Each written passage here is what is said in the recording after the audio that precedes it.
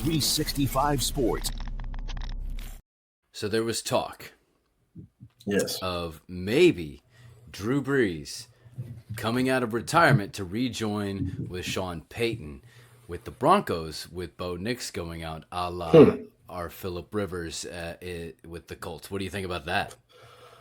I don't know. We saw how it went for the Colts. I think the Broncos coaching staff is a lot better than the Colts is. I think the Broncos are more suited for this type of thing. And their defense. Yes, but I think that the Broncos fit better with a more mobile quarterback, whereas the Colts fit better with a mobile quarterback, but don't necessarily need it because their offensive line is just that good. The Broncos is not that good. So, but then again, I don't know what type of shape Drew Brees is in. Drew Brees, whenever he played, he was more mobile than Phillip was. So, I don't know. Yeah, I don't know that the Colts didn't do the wrong thing by setting a terrible standard. But, who knows? The world may never know exactly the answer to that question. But I'm Kevin. He's Liam. We are happy to present 365 Sports Indiana as part of 365 Sports Network. Welcome back. This episode, we will give you our predictions of the NFC and AFC conference champions who will end up in the Super Bowl in Santa Clara on February 8th. Find out what we think as we go all in. Yes, you can follow us on TikTok and Instagram at 365 Sports Indiana. And don't forget to like and subscribe on YouTube or wherever you get your podcasts. Yes. But follow now, because if you follow now and subscribe now, you will subscribe before the change that is coming. There is a change coming. We are not going to be with 365 Sports Network anymore. We are going to do our own thing, and we are going to be, you ready? All Indiana Sports. Back to that, and we've created our own new look. Here we go. Yeah. Using the shape of Indiana, some of the style of some of the sports teams in Indiana could also look like this. Also working on maybe one that is a little bit more suited for the like an app kind of version. Scalable kind of thing. Yep. So there you go. Obviously the shape of Indiana, the star referencing the stars in the Indiana and Indianapolis flag, and of course all the colors to go colors along are with the right. color scheme of the teams that we cover. Right, and all that. and not entirely the exact same. I did a fancy thing where I mixed a bunch of the colors of the teams and came up with our own. So I don't know if I landed entirely on the colors. They may change, but the general look and feel is pretty much the same. Yeah. So with all that, it's time to get into the unstable pick 6. Or pick 2 this week. We want you guys to be a part of this, as you guys have been all season. Comment your picks for not Thursday. Goodness, Sunday. Goodness, we only have one day of NFL football. We have only one day of football. One day of football. Pick your comment your picks for Sunday. You get them both right. Yes, only both of them. We'll shout you out on next week's pick 6. So this week it's a little bit easier to get them right. But let's take a look at last week's picks. Yes. To see kind of where you and I are at here. Right. I picked the Broncos. And I picked the Bills, and that sadly didn't happen. Maybe shoulda, coulda been the Bills. Josh Allen overthrew a couple of things. He played really well, though. I don't want to put any blame on him because he's already struggling with enough. I think he played really well. Should they have fired Sean McDermott? I don't think so. I don't think he was the problem. It is funny how one call that is very close, that could have been called a catch, could have been called an interception, gets one coach fired, and one team loses and the other team wins just off of that. But if you ask me, I think it would have been more enjoyable to watch Bills versus Patriots for the storyline that is. Both of these games would have been 3 times. This would have been the third time that they play each other this season, which is crazy. And Bo Nix is hurt.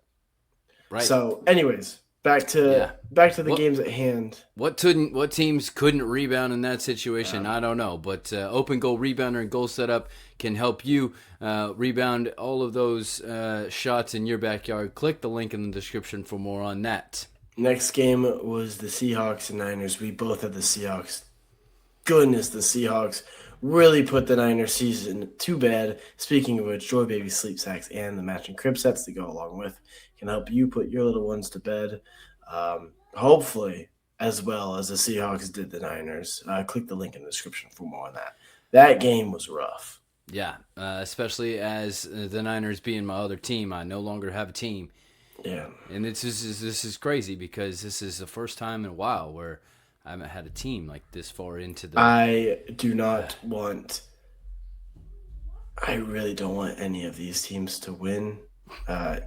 Neither team from the AFC. Bless your lungs. Neither of the team from the AFC I don't want to win. I don't want the Seahawks to win. So I guess I'm going Rams. Well, we'll see.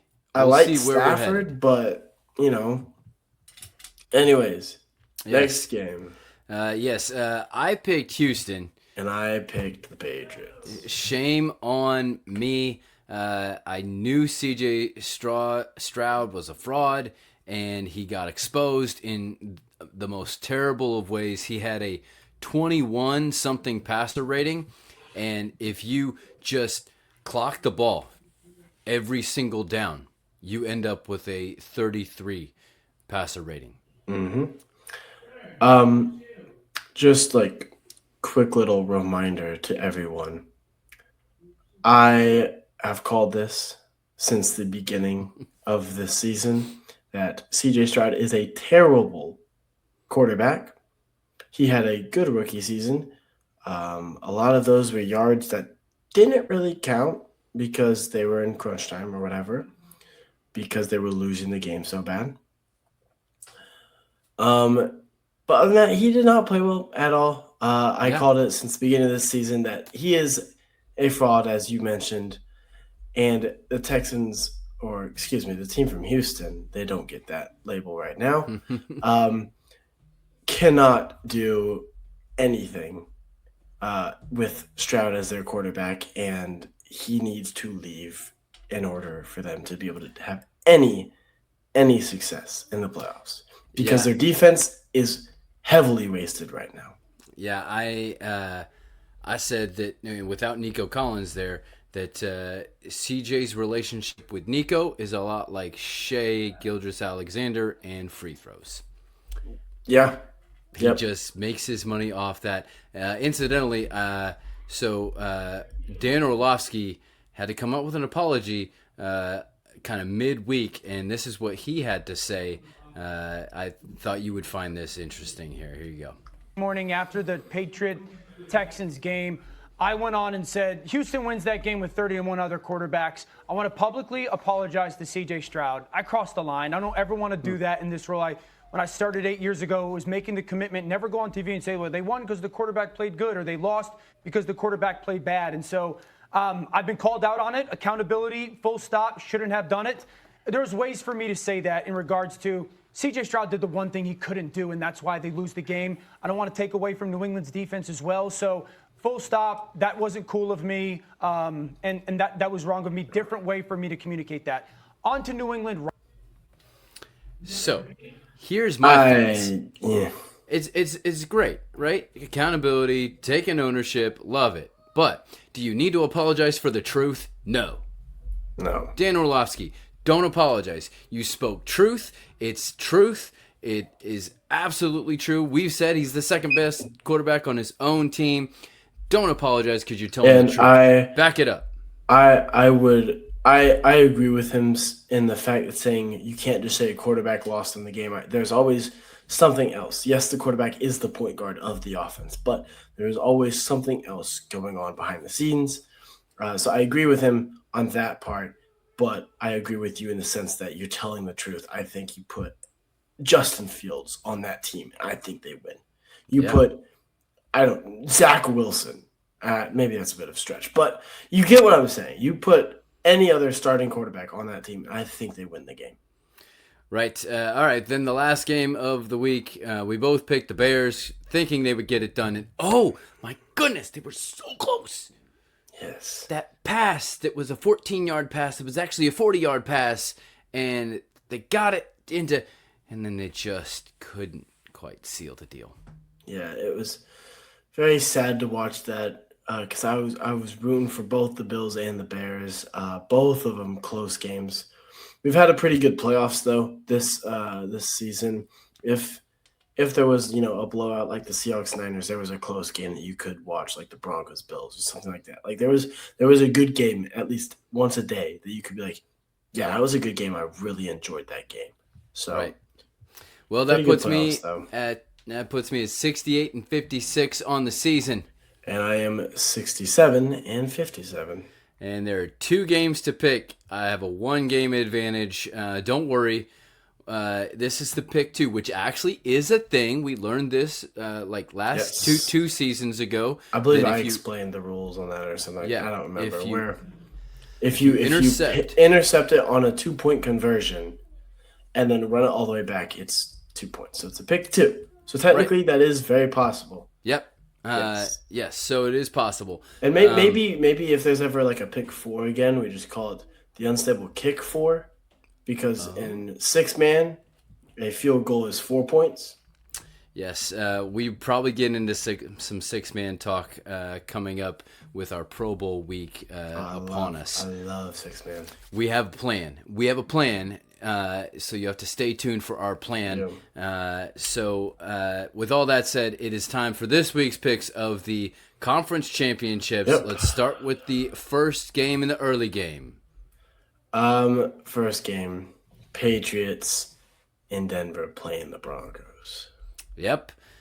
Okay. Defense wins championships. The better defense is Denver. But you can't do much without a quarterback. And Jarrett Stidham, though. I know, but it's Jarrett Stidham. Did you see his first game ever as a starter? Sure. Over 250 yards, 3 touchdowns, 0 interceptions. Right. Yeah, sure. Former Baylor guy. Yeah. Former Auburn guy. And you know who else went to Auburn after him? Bo Nix. But now Bo Nix is the starter. But then there's also coaching, and we know from firsthand experience in our division, no players play for a coach like players on Mike Vrabel's team. He did stuff with the Titans that should never have been done with that kind of roster because they played their hearts out for that man. But Sean Payton is a really, really smart guy on the other side. Incidentally, both these matchups, it's Mike versus Sean in the coaching world. Mm-hmm. Mike Vrabel, Sean Payton. Sean McVay, Mike McDonald. Interesting little fun fact. And so in this game, I'm going to say the Patriots get it done. I agree with you. The Patriots have had the most Mickey Mouse season in a long time. Their regular season was extremely easy. Barely had to play any teams over 500, so they waltzed their way to the 2nd seed, which is still crazy that they only got the 2nd seed, considering all that. And the Broncos actually played good teams. First round of the playoffs, they face a hurt Justin Herbert with just a very hurt offensive line, and everyone is hurt on that team. Then, second round, they play the team from Houston, and we know how that is with Stroud.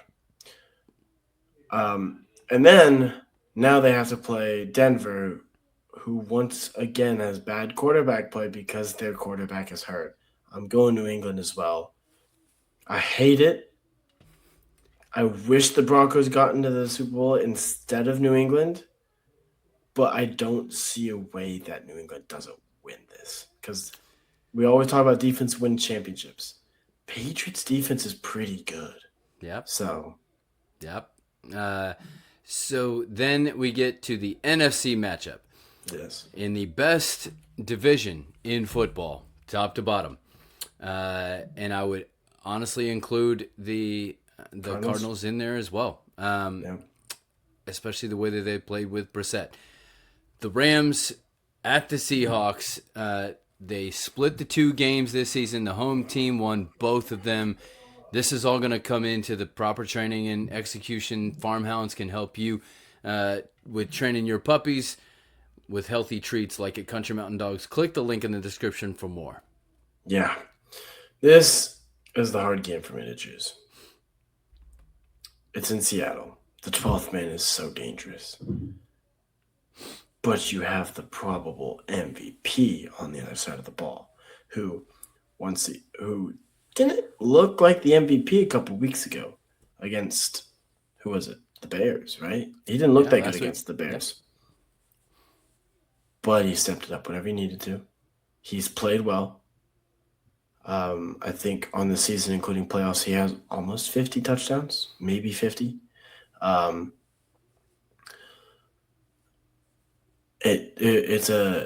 think this comes down to coaching.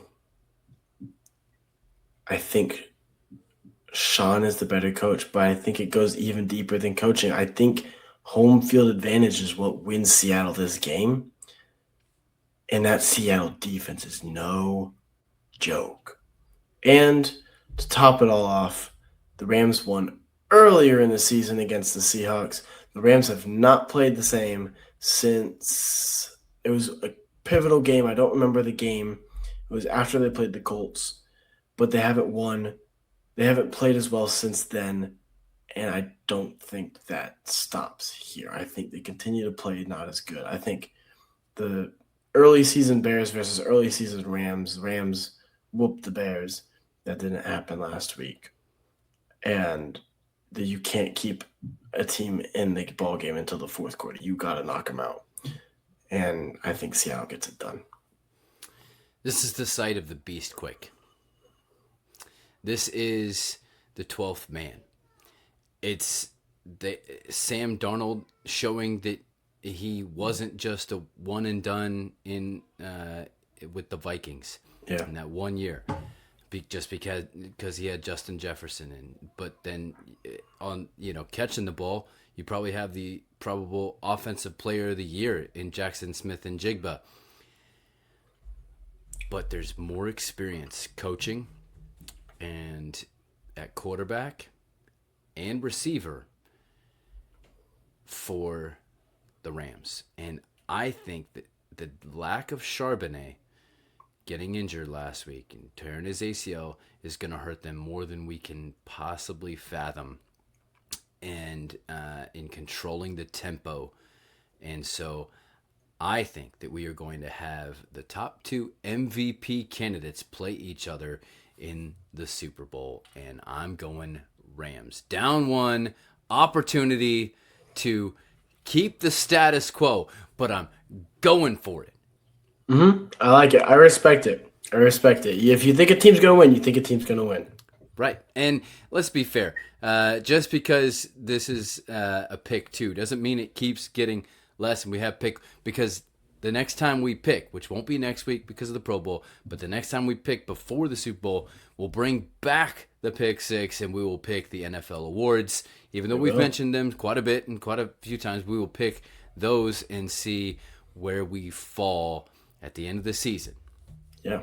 Well, we want you to be a part of this. Comment your picks for Sunday. If you get them both right, we'll shout you out on next week's pick 6. So you have a high chance this week, although it's same as every week, pretty much a 50-50. But yeah. There you go. Well, that's it for this week. We'll be back next week as we dive into the Colts off-season free agent list. We'll also have a candy stripe clear out on IU basketball. Keep the pace, look at the Indiana Pacers, and who knows what else we will drop in. There's a few different things we're thinking about, as it will be our last week with 365 Sports. Yeah, well, this is Liam. And this is Kevin. Reminding you to stay 365 Sports Indiana. For now. And later, all Indiana. 365 Sports.